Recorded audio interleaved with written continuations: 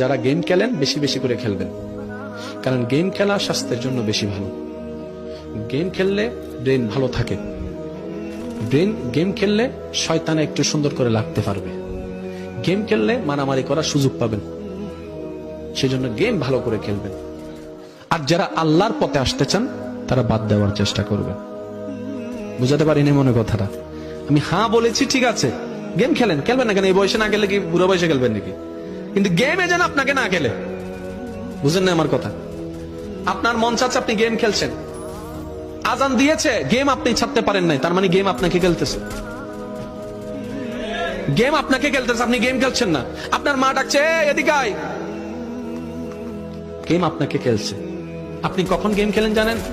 যেটা আপনার ইচ্ছায় চলে, মন চাইলে খেলবো, মন চাইলে রাখবো, এই গেম আপনার আন্ডারে। কিন্তু আপনি নিজেকে প্রশ্ন করে দেখেন, আপনি গেম খেলেন নাকি গেম আপনারে খেলে?